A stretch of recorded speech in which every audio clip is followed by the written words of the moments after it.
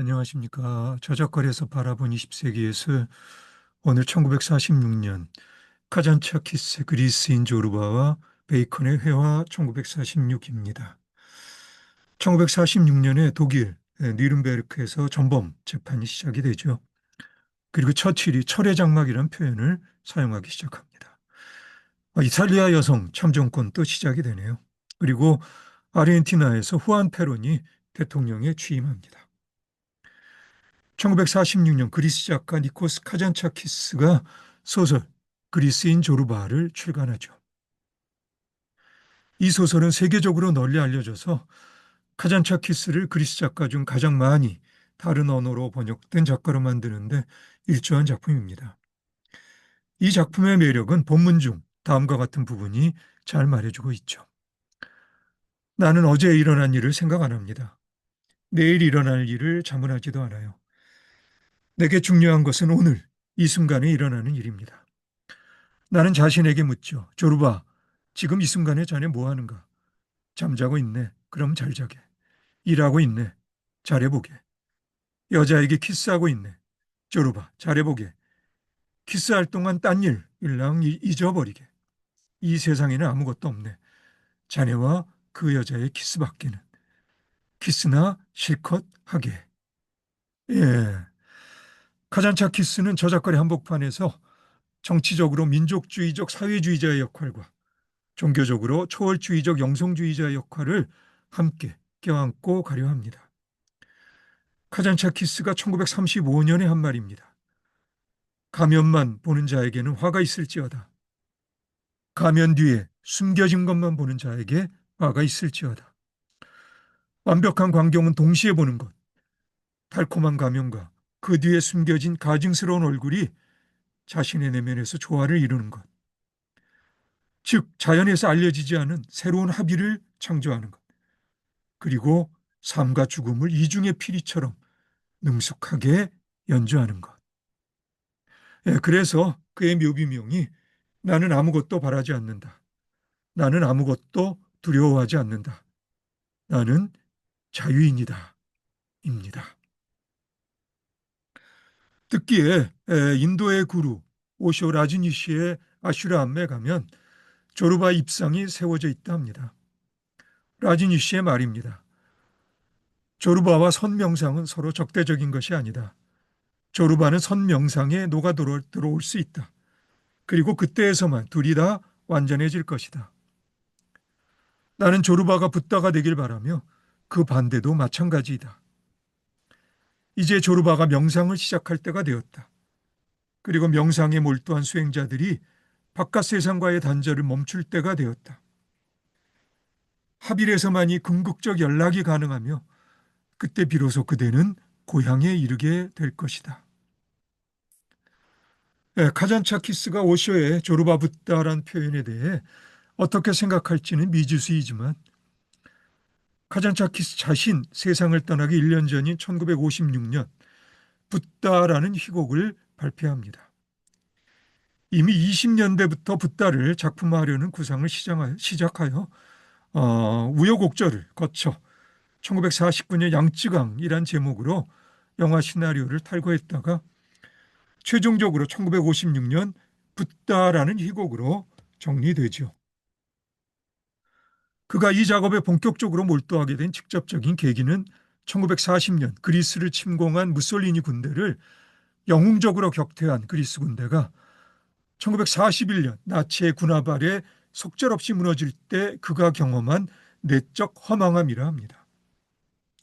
이렇게 한치 앞을 알 수 없는 인간성 허망함을 대홍수의 위협에 처한 중국 양쯔강 유역의 한 마을을 배경으로 물질과 정신, 자연과 인간, 개인과 집단, 전통과 개혁, 감각적 욕망과 초월적 계율, 세속적 가치와 종교적 가치 등의 이원적인 대립과 조화를 분교적 진리와 불교적 진리와 자유로 풀어보려고 카잔차키스는 시도합니다. 당연히 이런 시도는 카잔차키스 본인의 정신적 차원에서 판가름이 나겠지만 저작거리 보통 사람이 나로서는 판단하기가 어렵습니다. 내가 이해하는 바 불법의 두 축은 무아와 연기입니다. 그리고 희곡 붓다는 무아와 연기로 마무리되고요. 무아와 관련해서는 내가 나 자신을 날려버리니 내가 사라진다 라는 대사를 연관 지을 수 있을 거고요. 연기와 관련해서는 양쯔강이 곧 붓다이며 연기의 원리에 따라 모든 것이 필연적으로 이어지고 있다라는 대사가 관련되겠죠. 내 부족한 견문으로도 카잔차키스처럼 동양과 서양의 초월적 지혜를 아우르면서 무아라는 불교의 진리에 이르는 예술가나 학자들의 경우는 드물지 않은 것 같습니다. 하지만 연기와 관련되어 경험적인 인과관계를 넘어서서 윤회와 업이라는 불교의 진리의 경우 카잔차키스가 어느 정도나 이 진리를 꿰뚫어 보고 있는지가 궁금하기는 합니다.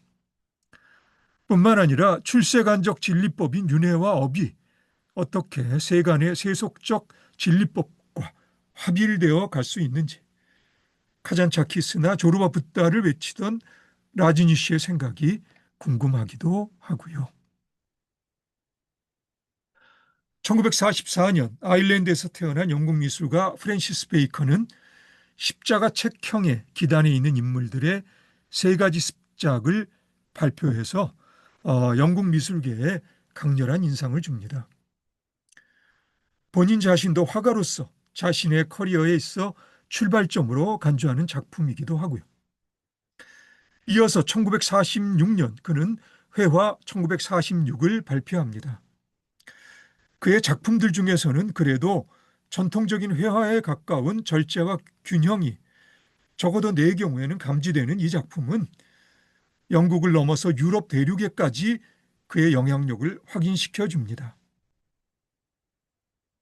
19세기 영국 화가 윌리엄 터너가 인상주의를 선구하는 작업으로 유럽 대륙에 영향력을 행사한 이래 20세기로 들어오면서 영국 미술계는 유럽 대륙의 영향권에서 벗어나기 어려웠죠.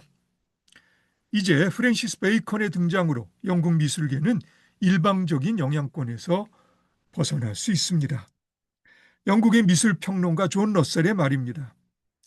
베이컨의 세 가지 습작 이전에도 영국에는 미술이 있었고 그 이후에도 있었지만 아무도 이 둘의 차이를 혼동하지 않는다. 베이컨을 중심으로 한 가령 화가 루시언 마이클 프로이드를 포함한 구상적 경향이 두드러진 작품 세계를 갖고 있는 미술가들의 인적 네트워크를 미국 태생 영국 화가 알비 키타이는 1976년 런던 화파 스쿨 오브 런던이라 이름지어 불렀습니다. 프랜시스 베이컨의 표현주의적 그로테스크함과 육체의 날것의 해부학적 느낌은 유럽 대륙의 표현주의와 초현실주의적 전통의 연장선상에 있지만 베이컨 특유의 폭력적 긴장감은 인간의 본성에 대한 회의적 시선과 인간의 구원에 대한 절망적 시선을 드러내고 있는 것 같습니다. 앞에서도 언급했던 벨기에 화가 제임스 앙소르의 그로테스크적 성격이 앙토네 아르토를 거쳐 베이컨에 이르면 이제 그 표현주의적 그로테스크함은 어떤 경계에 와 있는 듯 싶고요. 제1차 세계대전과 제2차 세계대전을 모두 겪은 세대의 절망과 분노가 뱉어내지 못하는 외침으로 내부에서 폭발하여 뭉개진 살덩어리로 형질화한 느낌이 그런 느낌이 나에게는 듭니다. 프랑스의 철학자 지일 둘레즈는 1981년 저서 프랜시스 베이컨 감각의 논리에서 베이컨의 작품을 통해 베이컨의 작품을 통해 자신의 예술 철학을 전개하는데요. 정작 베이컨 자신은 자신의 작업에 대해 무의식을 거론하며 더 이상 부연하기를 꺼려합니다. 베이컨이 초현실주의자여서라기보다는 말하기 싫을 때 무의식은 편리한 도피처이기도 하죠. 설령 초현실주의적 꿈의 표현이라 하더라도 그 꿈은 악몽에 가까울 겁니다. 내 생각에 베이컨의 작업에 관해서는 앞에서 거론한 카잔차키스의 희곡 붓다에 나오는 한마디 대사가 적절할 듯 싶습니다. 예술은 어려운 과업, 나락 위에서 고귀하고도 위험스럽게 균형을 잡는 일이니 조심하라. 진리의 벼랑에서 왼쪽으로, 또한 거짓의 벼랑에서 오른쪽으로 춤을 추지 말고 자유의 가는 실을 딛고 똑바로 전진하여 나락을 건너라. 이 춤을 일컬어 예술이라 한다.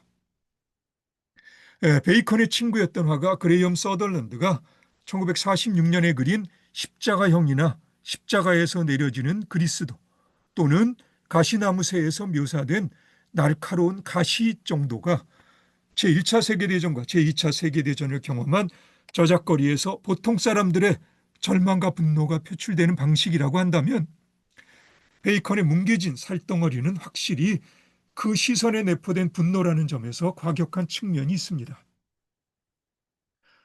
앞에서도 언급한 인간의 본성에 대한 회의적인 시선과 인간의 구원에 대한 절망적인 시선이 베이컨의 무의식에서 어떻게 작용하고 있는지 나로서는 요령부득이지만 나로서는 이 이상 베이컨의 작품들에 대해 내 느낌을 정리하기가 버거움을 고백할 수밖에 없네요.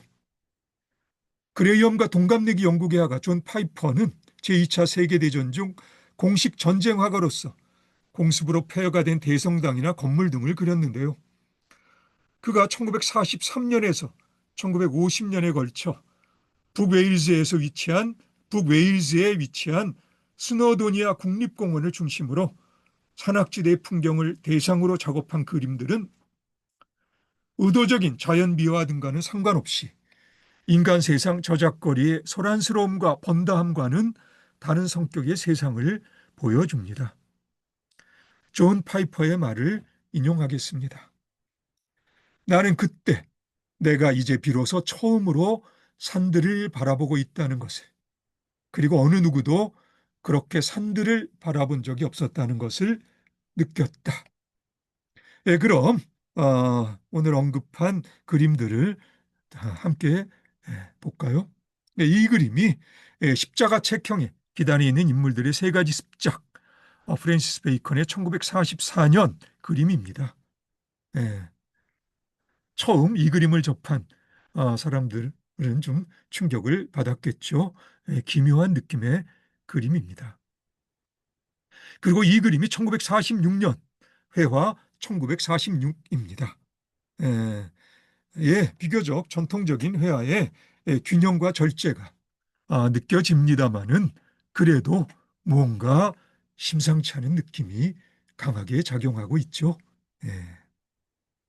그리고 이 그림이 1953년 벨라스케스의 원본을 베이컨이 폭발적으로 자기화한 그런 유명한 그림입니다. 교황 이노선트 10세의 초상이죠. 그리고 살덩어리의 느낌의 그림들입니다. 십자가 책형의 파편이고요. 그리고 초상입니다. 정말 뭉개진 살덩어리의 느낌이죠. 그리고 다시 십자가형의 세 가지 연구들입니다. 살덩어리의 느낌이 강한 그런 그림들입니다. 자, 이제 서덜런드의 십자가 못 박힌 예수님의 형상인데요. 가시나무의 날카로움이 이런 정도에서 이리로 오면 십자가에서 내려지는 그리스도의 그림의 가시 날카로움, 그리고 이 그림이 가시나무 그림입니다. 이런 정도의 그림에서 이거는 처칠 초상인데요. 처칠과 처치 부인이 아주 못마땅하게 생각해서 결국 처칠 부인의 명령으로 불태워진 초상입니다. 예, 그리고 이 그림이 존 파이퍼의 북웨일스 산악지형의 그림입니다. 그야말로 자연이 날 것처럼 묘사되긴 합니다만 그래도 그로테스크한 느낌은 아니죠. 그렇죠? 신선한 느낌입니다. 적어도 나는 그렇게 반응합니다. 이 그림도 암벽의 그림들인데요. 나에게는 좋은 느낌을 주는 그런 존 파이퍼의 1948년 그림들이었습니다. 그럼 오늘 여기까지 할까요? 오늘도 수고 많으셨고요. 그럼 우리 다음에 다시 봅시다.